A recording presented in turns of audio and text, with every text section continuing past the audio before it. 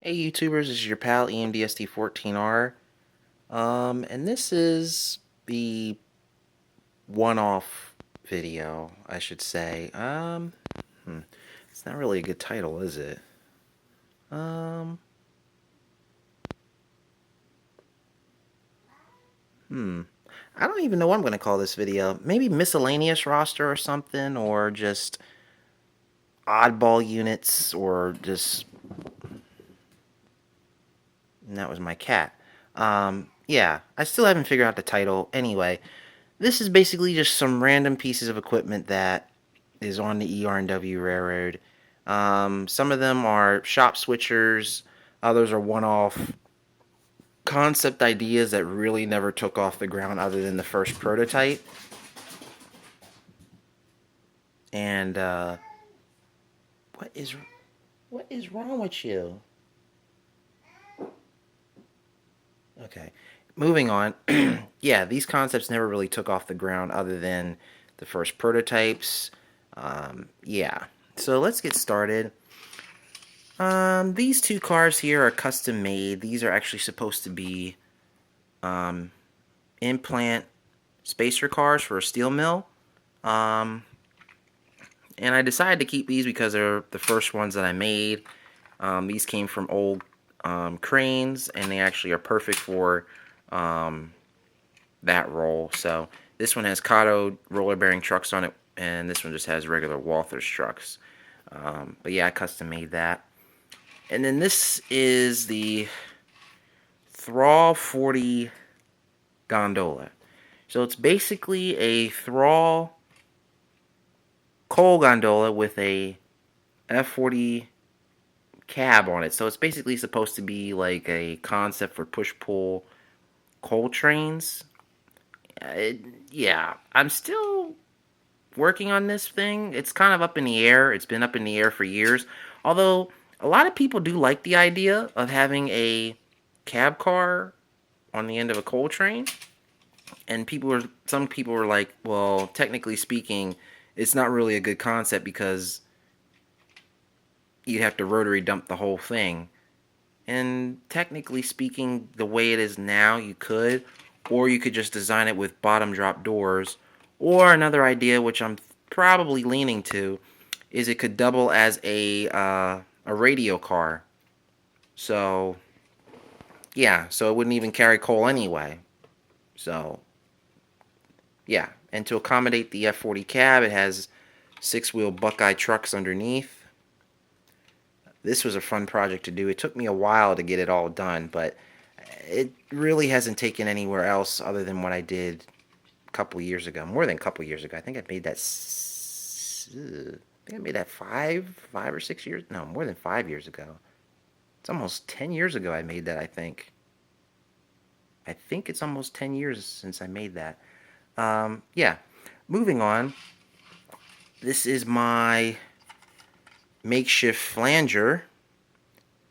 So it's a combination of a Atlas Evans double door boxcar, some Athearn blue box PR caboose bay window sides. I don't even know what the center car, it was some type of Athearn kit. It was a TTX flat car, I think, or a Walther TTX flat car. And then the blade is a Matchbox Oshkosh P-Series plow truck blade. When I first made this, it had a lot of teething problems, like it wouldn't track right, but I worked with it and it tracks perfectly fine, and that's the only flanger I have in my collection.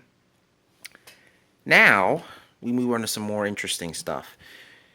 So, if you guys have seen these before, these are my Oshkosh power movers, and these are based off of real trucks called the Brandit power movers. Now, Brandit power movers are basically trucks that are designed to move rail cars, and they have enough pulling power or torque that they can take the place of a locomotive. CSX uses them. Amtrak has used them. There's several companies in Australia that use them for in the place of a locomotive. There's transit agencies in the United States that use them to move disabled LRVs and other equipment. Mercedes actually has Unimogs now that they're building that can do the same thing, but they're for like they're used to move LRVs and stuff. But yeah, I built these many years ago. Started out as Matchbox Oshkosh P Series plow trucks, and then I basically customized them with Northwest Shortline Stanton power drives. By the way, Northwest Shortline can't make the Stanton drives with black and metal wheels anymore because of the chemical process that's used.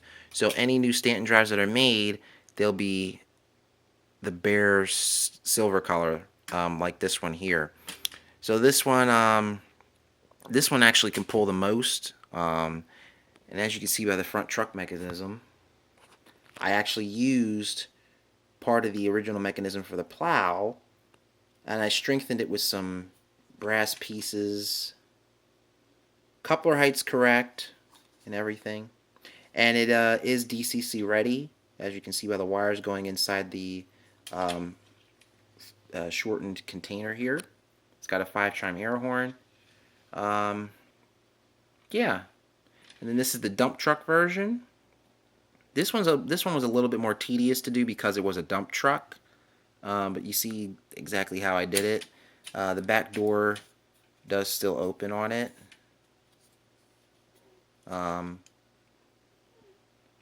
And theoretically, if I wanted to use this as a matchbox truck, I can just remove the Stanton power drive and just display it as such. But yeah, if I wanted to do it that way. But yeah, those are the two power movers. I think honestly, I think these would be good as for maintenance away work, or shop switcher work. Yeah, I think that would be a good idea for these trucks here. And then I just bought this in because I just thought it was cool to throw in here. This is the shop switcher, one of the shop switchers. Yeah, it's made out of cast metal. It's extremely heavy, and it's a good puller. It can definitely pull a lot of cars. And then this is actually the first kit bash freight car that I did. It's actually supposed to be another type of spacer car slash mill caboose. As you can see, it's got the 3-chime air horn, the strobe lights. There was a third strobe light, but that fell off.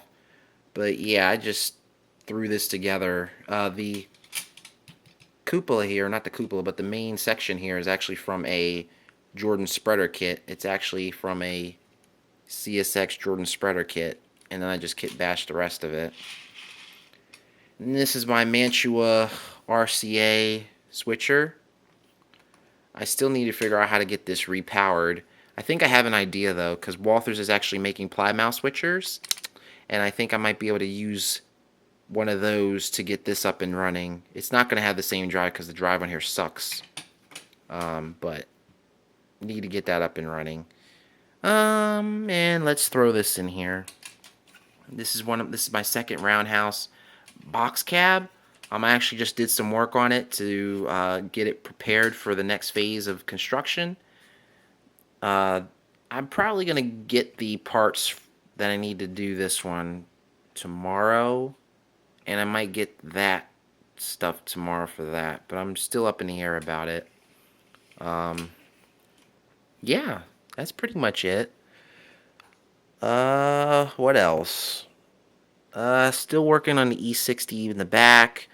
The two U34CHs, I got to put their railings on, but I'm debating on if I should do that or not. So, yeah. Got a lot of stuff I'm working on. Alright, guys, so I hope you enjoyed this miscellaneous roster or equipment video. I don't know if it'll be titled that, but yeah, this is just the random stuff that I made because I either had a unique concept or I was very bored. I think I made this one. I made this because I was bored. I think I was bored, but I always wanted a flanger, so I made it anyway. Yeah. Alright, guys, so I'll let you guys go. You guys be safe. Stay healthy. God bless. Peace, y'all.